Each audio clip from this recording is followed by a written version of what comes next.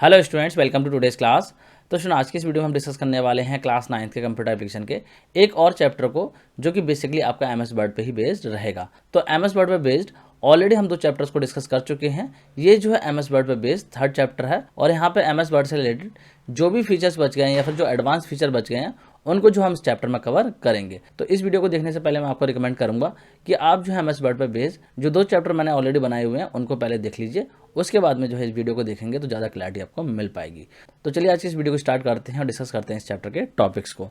तो सबसे पहले यहाँ पर हम डिस्कस करने वाले हैं कि किस तरीके से जो हम एमएस वर्ड में ग्राफिक्स को इंसर्ट कर सकते हैं। तो देखिए, एमएस वर्ड जो है वो आपको एक फैसिलिटी देता है कि आप जो है अपने डॉक्यूमेंट में किसी भी ग्राफिक को इंसर्ट कर सकते हैं। अब जो ग्राफिक्स हैं वो डिफरेंट टाइप के हो सकते हैं, जैसे कि एमएस वर्ड में आप इंसर्ट कर सकते हैं इमेजेस को। जो भी आपके कंप्यूटर में इमेजेस होती हैं या फिर आप कह सकते हैं फोटोग्राफ्स होते हैं, उनको आप अपने एमएस वर्ड डॉक्यूमेंट में इंसर्ट कर सकते हैं। इसके अलावा इमेजेस को आप इंटरनेट की हेल्प से भी अपने डॉक्यूमेंट में इंसर्ट करा सकते हैं।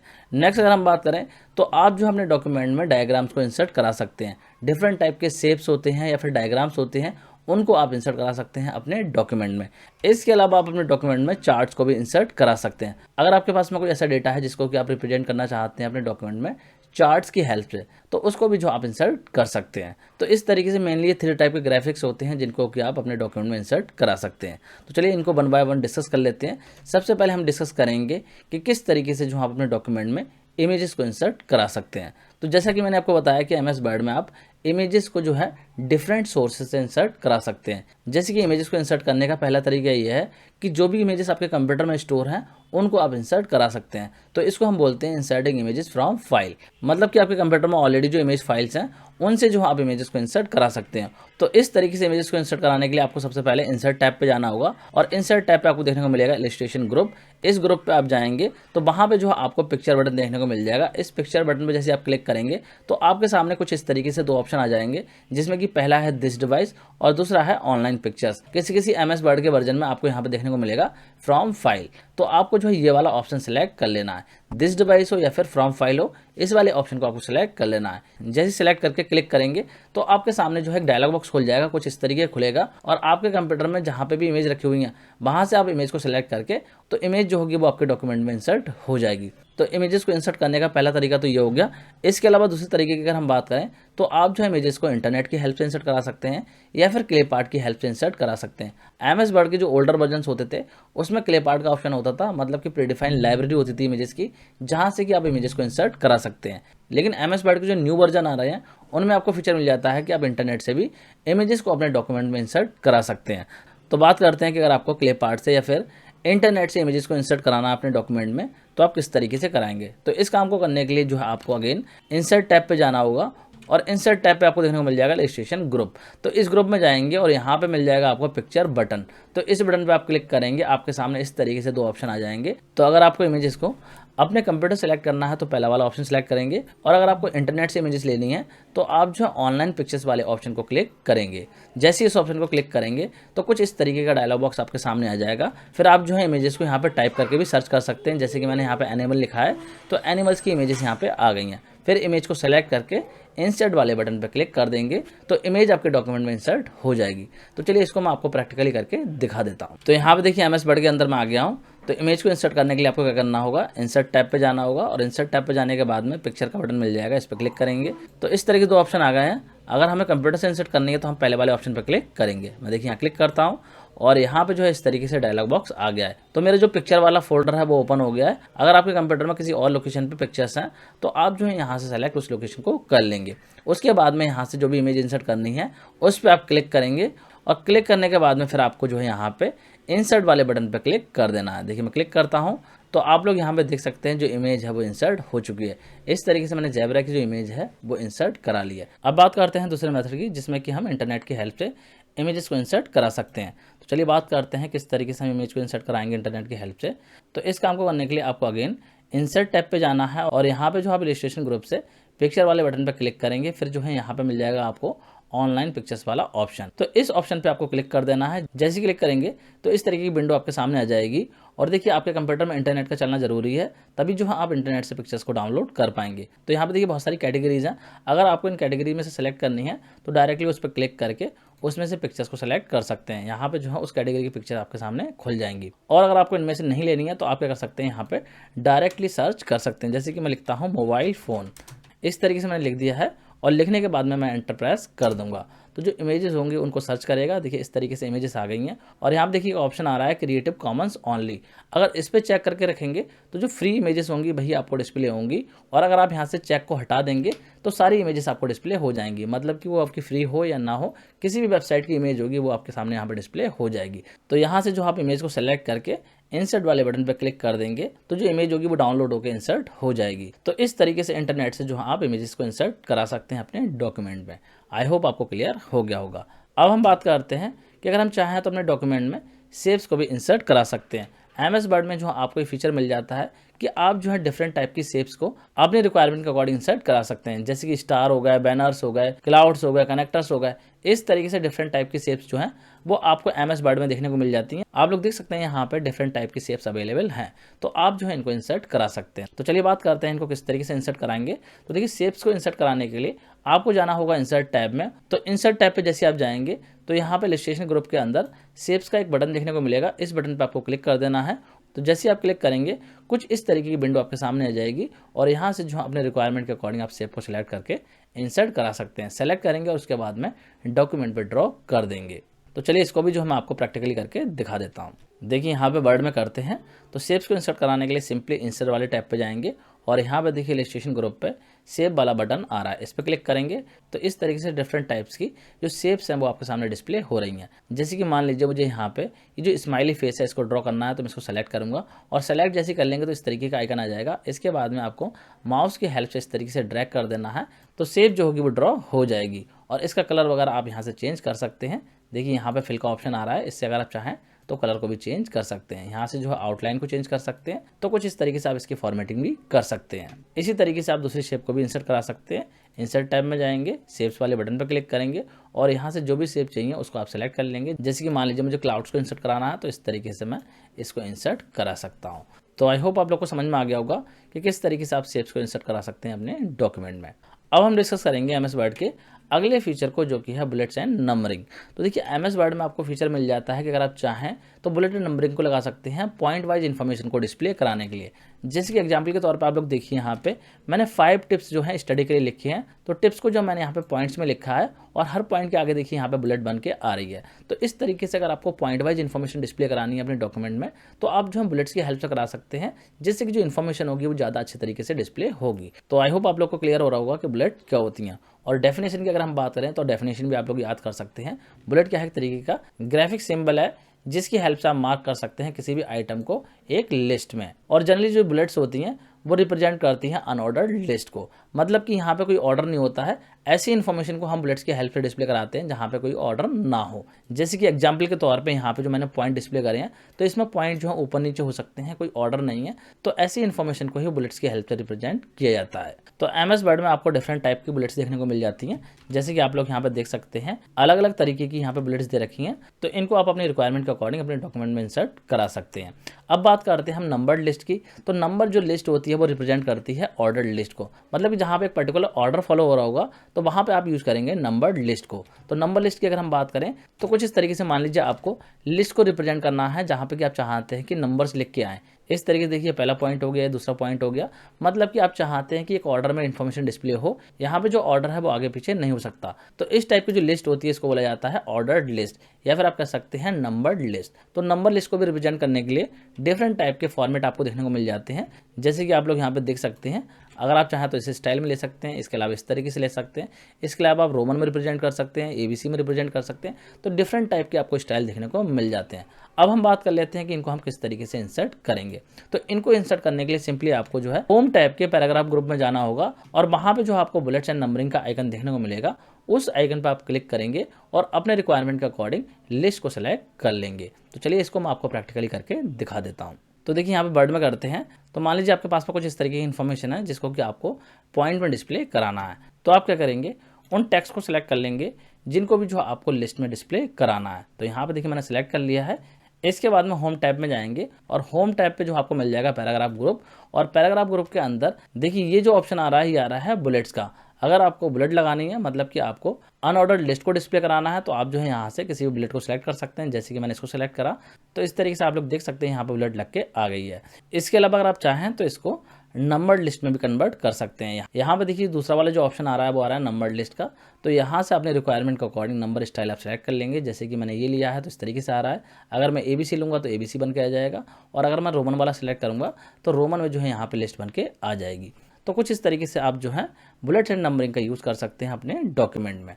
अब हम बात कर लेते हैं, अगर आप चाहें तो किसी सिंबल को या फिर इमेज को भी एज अ बुलेट यूज़ कर सकते हैं। जैसे कि एग्जांपल के तौर पे मान लीजिए आपको कुछ इस तरीके से सिंबल चाहिए बुलेट्स की जगह पे, या फिर आपको मान लीजिए कुछ इस तरीके से इमेजेस चाहिए, तो इमेजेस को भी जो आप लगा सकते हैं। तो चलिए बात करेंगे इस काम को हम किस तरीके से करेंगे। तो देखिए इस काम को करने के लिए जो आपको सबसे पहले जो अपने लिस्ट को सिलेक्ट कर लेना है, उसके बाद में बुलेट टैब के ड्रॉप डाउन एरो पे जो आपको क्लिक करना है, जो कि आपको जनरली होम टैब के पैराग्राफ ग्रुप में देखने को मिल जाता है। तो पैराग्राफ ग्रुप पे मैंने आपको बता ही दिया, कुछ इस तरीके का जो है ऑप्शन आ रहा होता है बुलेट वाला।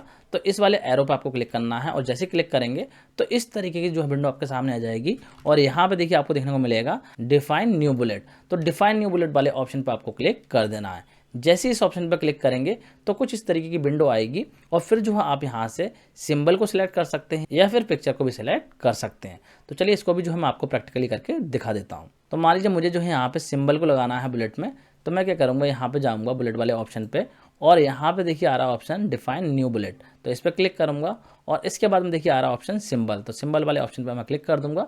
जैसे क्लिक करेंगे तो इस तरीके का डायलॉग बॉक्स आ जाएगा, और यहाँ से जो है आप अपने रिक्वायरमेंट के अकॉर्डिंग सिंबल को सिलेक्ट कर लेंगे। जैसे कि मान लीजिए मैं ले लेता हूँ चेक वाले साइन को, और मैं कर देता हूँ ओके। तो जैसे ओके करेंगे यहाँ पे जो है इस तरीके से डिस्प्ले हो जाएगा। उसके बाद में आपको अगेन ओके कर देना है। जैसे आप दोबारा से ओके करेंगे तो जो सिंबल होगा वो आपके बुलेट में कन्वर्ट हो जाएगा। अब बात करते हैं पिक्चर की। तो पिक्चर को बुलेट में लगाने के लिए फिर से जो है आपको लिस्ट को सिलेक्ट कर लेना है, और इसके बाद में बुलेट वाले बटन पर क्लिक करना है।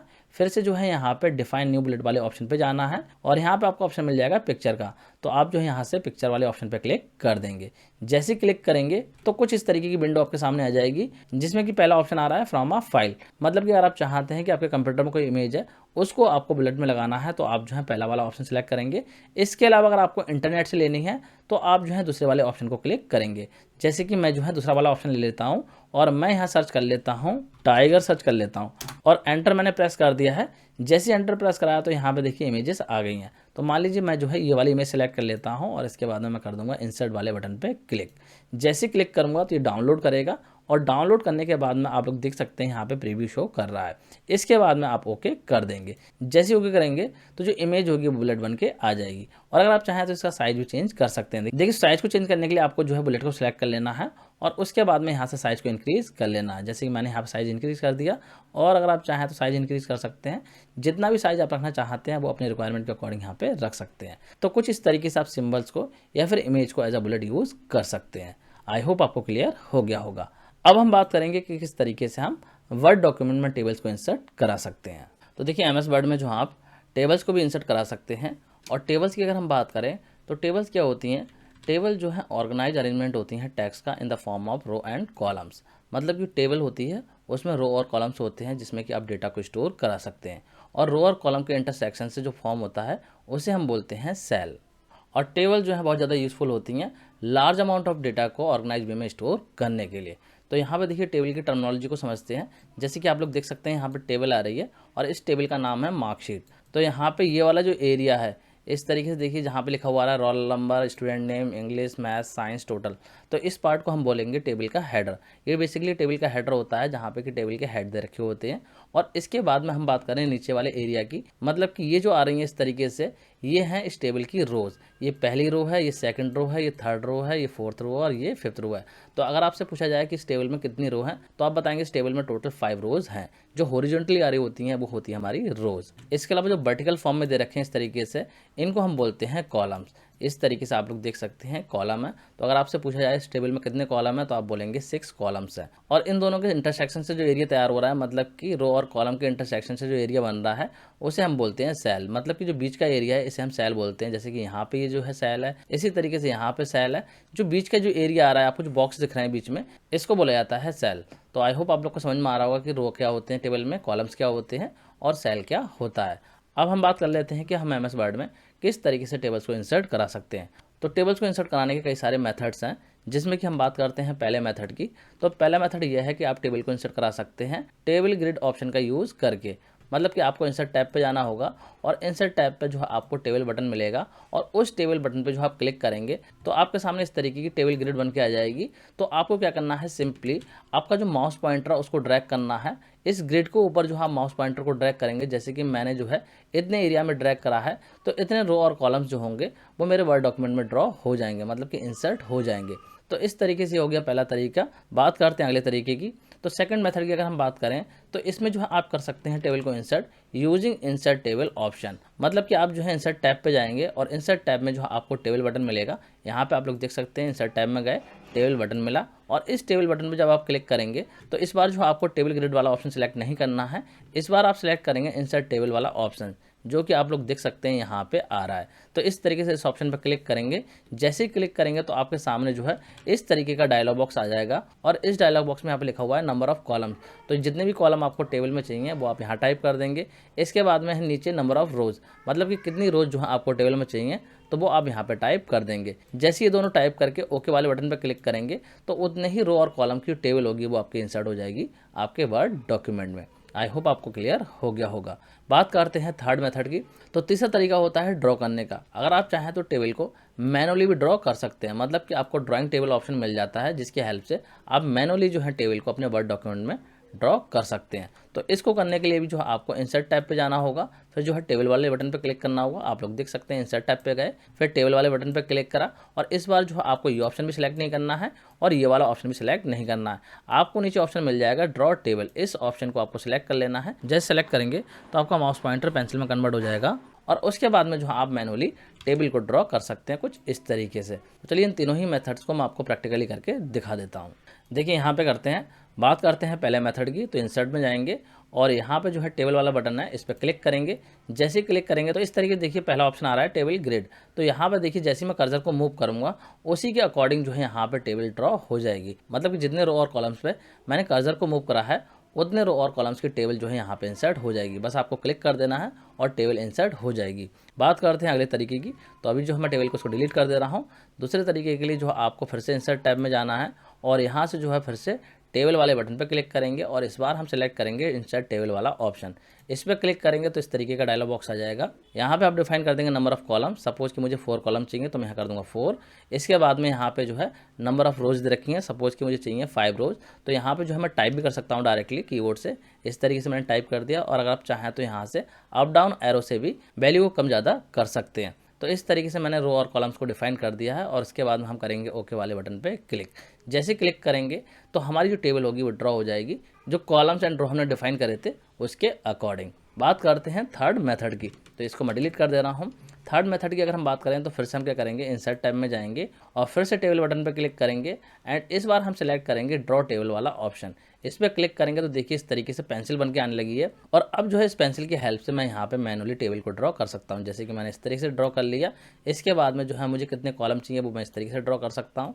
सपोज कि मुझे जो है यहाँ पे 4 कॉलम चाहिए तो मैंने इस तरीके से ड्रॉ कर लिए हैं।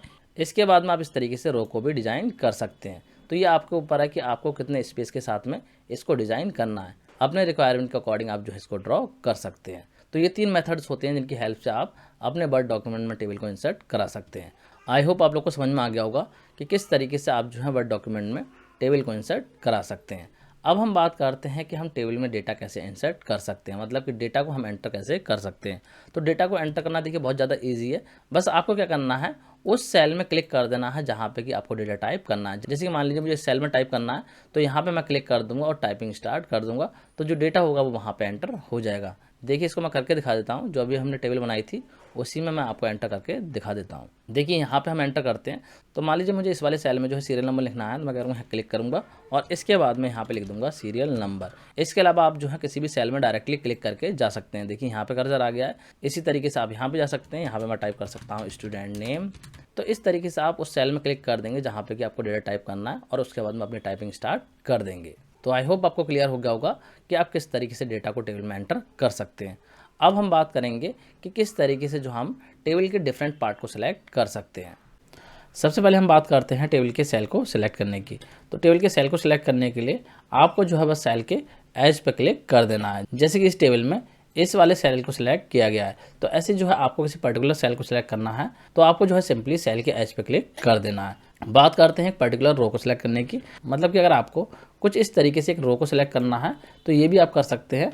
इसको करने के लिए सिंपली आपको क्या करना होगा, रो के सामने क्लिक कर देना होगा। मतलब कि यहाँ पे स्टार्टिंग में आप क्लिक कर देंगे तो जो रो होगी वो आपकी सिलेक्ट हो जाएगी। बात करते हैं कॉलम को सिलेक्ट करने की। मतलब कुछ इस तरीके से अगर आपको कॉलम को सिलेक्ट करना है तो आप जो है इसको भी कर सकते हैं। इस काम को करने के लिए सिंपली आपको कॉलम को जो है ऊपर क्लिक कर देना है। मतलब कि यहाँ पे जो है क्लिक कर देना है तो जो कॉलम होगा वो आपका सिलेक्ट हो जाएगा। अब बात करते हैं कि अगर मान लीजिए आपको पूरी टेबल सेलेक्ट करनी है, मतलब कि इस तरीके से आप पूरी टेबल को सिलेक्ट करना चाहते हैं तो सिंपली आपको जो है जो टेबल का मूव हैंडल आ रहा होता है उस पर क्लिक कर देना होगा। यहाँ पे आप लोग देख सकते हैं ये मूव हैंडल आ रहा होता है, तो इस पर अगर आप क्लिक करेंगे तो पूरी टेबल आपकी सिलेक्ट हो जाएगी। तो चलिए इसको मैं आपको प्रैक्टिकली करके दिखा देता हूँ। तो देखिए यहाँ पे करते हैं, तो मान लीजिए हमारी जो है टेबल कुछ इस तरीके से आ रही है। अब यहाँ पे मान लीजिए हमें जो है किसी पर्टिकुलर सेल को सिलेक्ट करना है, तो हम क्या करेंगे उस सेल के एज पे जो है कर्सर को लेके जाएंगे और जैसे आप लेके जाएंगे तो कुछ इस तरीके का आइकन बन के आ जाएगा और फिर जो है आपको क्लिक कर देना है।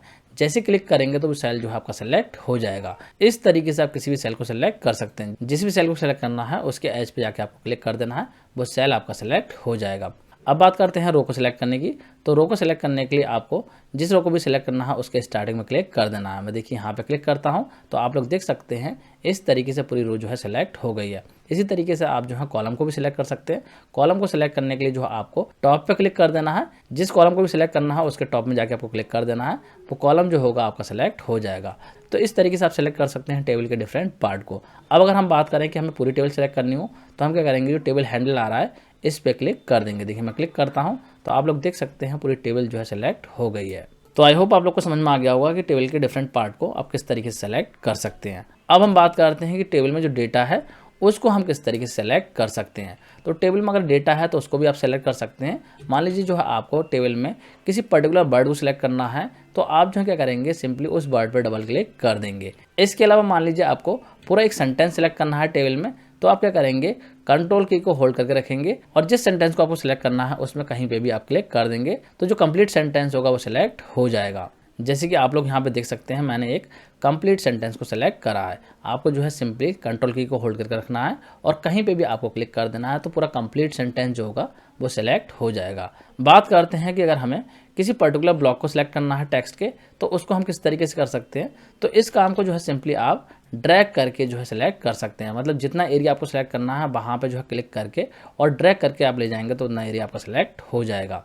नेक्स्ट हम बात करते हैं कि अगर हमें मान लीजिए पूरा एक पैराग्राफ सिलेक्ट करना है तो हम क्या करेंगे, सिंपली उस पैराग्राफ पे ट्रिपल क्लिक कर देंगे जिसको कि हमें सेलेक्ट करना है। जैसे कि यहाँ पे आप लोग देख सकते हैं टेबल में ये पूरा पैराग्राफ है, इसको सिलेक्ट करने के लिए ट्रिपल क्लिक मैंने यहाँ पे कर दिया तो ये पूरा सेलेक्ट हो गया है। तो चलिए इस काम को भी मैं आपको प्रैक्टिकली करके दिखा देता हूँ। तो देखिए यहाँ पे करते हैं, तो मान लीजिए कुछ इस तरीके से मैंने डेटा को टेबल में रखा हुआ है। अब मान लीजिए मुझे जो है किसी पर्टिकुलर वर्ड को सिलेक्ट करना है तो मैं क्या करूँगा, उस वर्ड पे जो है डबल क्लिक कर दूंगा। जैसे कि मान लीजिए मुझे जो है यहाँ पे राउंड को सिलेक्ट करना है तो मैं इस पर डबल क्लिक कर दूंगा। तो देखिए यहाँ पे जो वर्ड है वो सिलेक्ट हो गया है।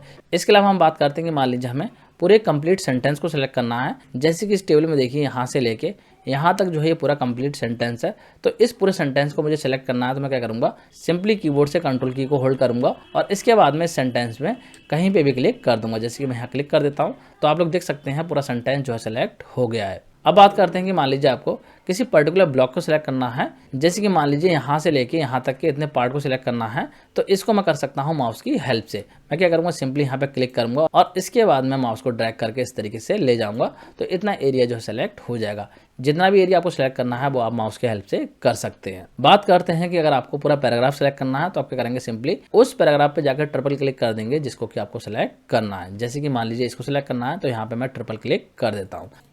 आप लोग यहाँ पे देख सकते हैं जैसे ही मैंने ट्रिपल क्लिक किया है तो जो पैराग्राफ है पूरा सेलेक्ट हो गया है। तो आई होप आप लोगों को क्लियर हो गया होगा कि किस तरीके से जो आप टेक्स्ट को टेबल में सिलेक्ट कर सकते हैं।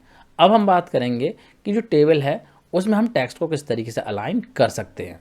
चलिए बात करते हैं किस तरीके से हम टेक्स्ट को अलाइन करेंगे। तो टेक्स्ट को अलाइन करने के लिए आप जो है सेल, रो या फिर उस कॉलम को सिलेक्ट कर लेंगे जिसको कि आपको अलाइन करना है, और उसके बाद में जो आप जाएंगे लेआउट टैब पे, और लेआउट टैब पे जो आपको अलाइनमेंट ग्रुप मिल जाएगा और वहाँ पे जो है डिफरेंट टाइप के अलाइनमेंट देखने को आपको मिलेंगे। तो उसमें से जो आप अपने रिक्वायरमेंट के अकॉर्डिंग अलाइनमेंट सेलेक्ट कर सकते हैं। जैसे कि आप लोग देख सकते हैं यहाँ पे जो है डिफरेंट टाइप के अलाइनमेंट्स आ रहे हैं, तो इनको आप अपने रिक्वायरमेंट के अकॉर्डिंग चूज़ कर सकते हैं। तो चलिए इसको मैं आपको प्रैक्टिकली करके दिखा देता हूँ। तो देखिए यहाँ पे करते हैं। तो मान लीजिए स्टूडेंट नेम वाले कॉलम को मुझे अलाइन करना है, तो सबसे पहले मैं इसको सेलेक्ट कर लूँगा और सेलेक्ट करने के बाद में मैं जाऊँगा टेबल लेआउट टैब पे। देखिए वहाँ पे जो है मैंने लेआउट टैब लिख दिया है, तो लेआउट टैब में नहीं मिलेगा, आपको जो है ऑप्शन मिलेगा टेबल लेआउट टैब में। टेबल लेआउट टैब पे क्लिक करेंगे और यहाँ पे देखिए आ रहा है अलाइनमेंट ग्रुप। तो इस ग्रुप पे देखिए बहुत सारे ऑप्शंस हैं। इन ऑप्शंस की हेल्प से आप जो अपने रिक्वायरमेंट के अकॉर्डिंग टेक्स्ट को अलाइन कर सकते हैं। जैसे कि ये आ रहा है लेफ्ट अलाइन, इसके अलावा सेकंड वाला है सेंटर अलाइन। मैं देखिए इस पर क्लिक करता हूँ तो देखिए जो टेक्स्ट है वो सेंटर में हो गए हैं। इसी तरीके से ये है राइट अलाइन, अगर आपको राइट में अलाइन करना है तो इस पर क्लिक कर देंगे, राइट साइड में अलाइन हो जाएंगे। इसी तरीके से देखिए इसके नीचे आ रहा है सेंटर अलाइन।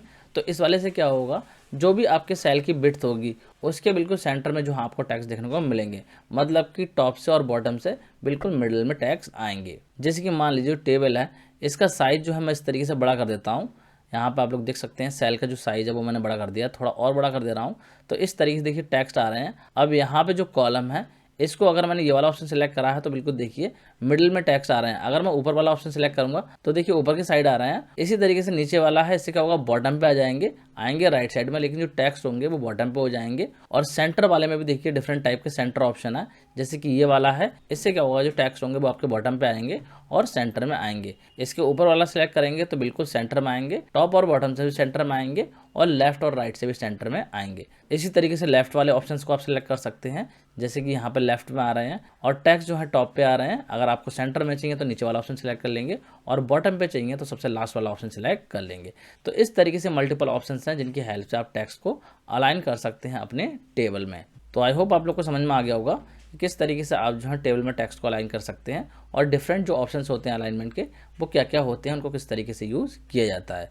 अब हम बात करेंगे कि किस तरीके से हम टेक्स्ट को टेबल में रोटेट कर सकते हैं, मतलब कि एक सेल के अंदर टेबल में किस तरीके से हम टेक्स्ट को रोटेट कर सकते हैं। तो देखिए कई बार जो हमें टेक्स्ट को रोटेट करने की रिक्वायरमेंट होती है और टेक्स्ट रोटेशन जो है काफ़ी ज़्यादा यूजफुल रहता है जब आपके हेडिंग जो है लॉन्ग हो, मतलब कॉलम जो है वो आपका छोटा हो और उसमें जो हेडिंग है वो बड़ी हो। तो ऐसे केस में हम क्या कर सकते हैं, टेक्स्ट की रोटेशन कर सकते हैं, जिससे कि जो टेक्स्ट होंगे वो कम एरिया में एडजस्ट हो जाएंगे। जैसे कि एग्जांपल के तौर पे आप लोग यहाँ पे इस टेबल में देख सकते हैं, ये जो हेडिंग है टेबल्स की ये काफ़ी बड़ी है, जो कि कॉलम की विड्थ में नहीं आएंगी। अगर हम जो है इस तरीके से लिखेंगे तो कॉलम की विड्थ में ये नहीं आएंगी, लेकिन हमने क्या करा है इनकी रोटेशन चेंज कर दी, इनको इस तरीके से डिस्प्ले करा दिया है, तो ये कम विड्थ में भी एडजस्ट हो गए हैं, मतलब कि ये वर्टिकली एडजस्ट हो गए हैं। चलिए बात करते हैं किस तरीके से हम टेक्स्ट को रोटेट करेंगे। तो टेक्स्ट को रोटेट करने के लिए सिंपली आपको जो है टेक्स्ट को सिलेक्ट कर लेना है जिनको भी आपको रोटेट करना है, और उसके बाद में जो आपको टेक्स्ट डायरेक्शन ऑप्शन को सिलेक्ट कर लेना है, जो कि आपको टेबल लेआउट टैब के अलाइनमेंट ग्रुप में देखने को मिलेगा। आप लोग यहाँ पे देख सकते हैं अलाइनमेंट ग्रुप पे लिख के आ रहा है टेक्स्ट डायरेक्शन, तो इस वाले ऑप्शन से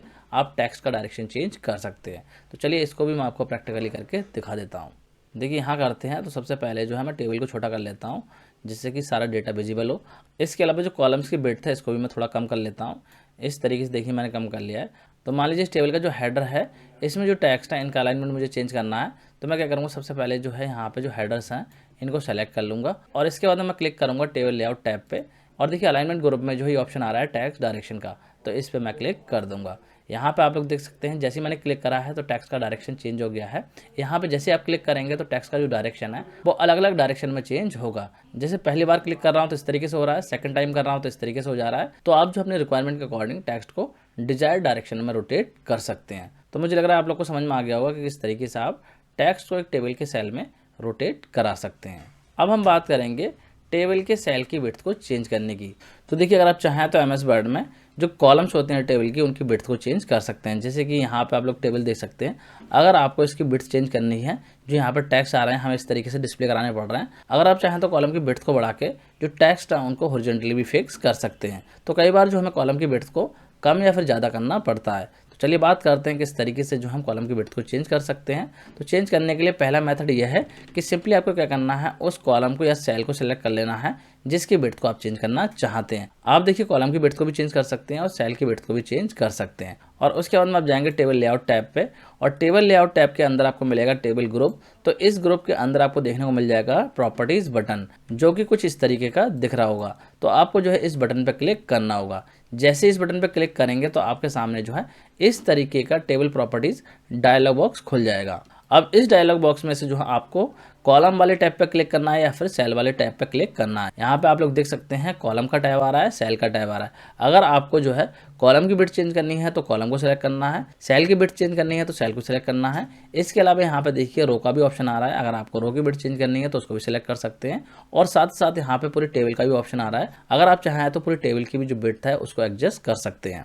तो यहाँ से जो अपनी रिक्वायरमेंट के अकॉर्डिंग ऑप्शन को सिलेक्ट कर लेंगे और उसके बाद में यहाँ पे जो बॉक्स आ रहा है प्रीफर्ड विड्थ, यहाँ पे विड्थ को डिफाइन कर देंगे कि आपको कितनी विड्थ उसकी चाहिए।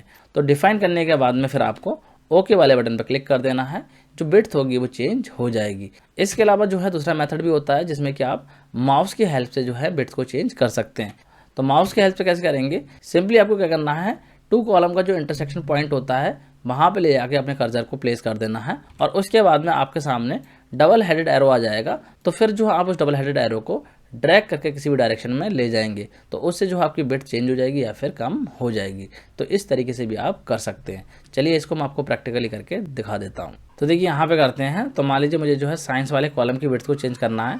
तो मैं क्या करूँगा, यहाँ पे कॉलम को सेलेक्ट कर लूँगा और इसके बाद मैं जाऊँगा टेबल लेआउट टैब पे और यहाँ मिल जाएगा मुझे प्रॉपर्टीज़ बटन जो कि टेबल ग्रुप पे दे रखा है। तो इस पर मैं क्लिक कर दूंगा। तो देखिए यहाँ पे टेबल प्रॉपर्टी डायलॉग बॉक्स खुल गया है और जो कॉलम वाला ऑप्शन है वो बाय डिफ़ॉल्ट सेलेक्ट होकर आ गया है। अब मैं जो है यहाँ पे विड्थ को चेंज कर दूंगा। तो मान लीजिए जो मैं यहाँ पे कुछ इस तरीके से विड्थ को कर देता हूँ। सपोज़ कि मैंने यहाँ पे कर दी है 70%। इस तरीके से 70% पे सेट कर देता हूँ और ओके कर देता हूँ। यहाँ पे देखिए दो ऑप्शन आते हैं, एक तो आता है परसेंट और दूसरा आता है इंचेस। तो अगर आप चाहें तो परसेंट में भी चेंज कर सकते हैं और चाहें तो इंचेस में भी चेंज कर सकते हैं। तो मैंने यहाँ पे परसेंट सेलेक्ट करा है और अब मैं कर देता हूँ ओके। तो आप लोग देख सकते हैं इसकी जो विड्थ है वो 70% पे चेंज हो गई है। इसके अलावा मान लीजिए आपको रो की विड्थ चेंज करनी है। तो यहाँ से जो है रो को मैंने सेलेक्ट कर लिया है और इसके बाद मैं अगेन प्रॉपर्टीज़ वाले बटन पर क्लिक करता हूँ मैं और इस बार मैं सेलेक्ट कर लेता हूँ रो को और इसके बाद मैं यहाँ पे रो की हाइट को टाइप कर दे रहा हूँ। सपोज़ कि मैं कर देता हूँ यहाँ पे 2 और इसके बाद मैं ओके कर देता हूँ। तो आप लोग देख सकते हैं 2% पे जो हाइट है वो चेंज हो गई है। तो इस तरीके से भी जो आप हाइट को चेंज कर सकते हैं। इसके अलावा अगर आप चाहें तो इस काम को माउस का यूज़ करके भी कर सकते हैं। देखिए अभी जो है मैं कंट्रोल जेड कर दे रहा हूँ। तो माउस की हेल्प से करने के लिए मुझे क्या करना है, सिंपली दो कॉलम के बीच में जाके कर्सर को प्लेस कर देना। तो देखिए कर्सर की जो शेप है वो चेंज हो गई है और इसके बाद में क्लिक करके मैं इसको ड्रैग कर सकता हूँ। जितनी भी मुझे बिट सेट करनी है उतनी बिट मैं यहाँ पे सेट कर सकता हूँ। इसी तरीके से किसी भी कॉलम के लिए मैं ये काम कर सकता हूँ। मुझे लग रहा है आप लोग को समझ में आ रहा होगा कि किस तरीके से ये हो रहा है। इसके अलावा सेम काम आप रो के लिए भी कर सकते हैं। यहाँ जाएंगे और रो की जो हाइट है उसको आप एडजस्ट कर सकते हैं। तो आई होप आप लोग को समझ में आ गया होगा कि किस तरीके से आप टेबल की रो, कॉलम या फिर सेल की विड्थ को चेंज कर सकते हैं। अब हम बात करते हैं कि अगर मान लीजिए आपको न्यू कॉलम या फिर न्यू रो को इंसर्ट कराना हो अपनी टेबल में तो वो आप किस तरीके से करा सकते हैं। तो स्टूडेंट इस टॉपिक को हम डिस्कस करेंगे अगले वीडियो में। आज की इस वीडियो को यहीं पे एंड करते हैं क्योंकि वीडियो ऑलरेडी काफ़ी लंबी हो चुकी है।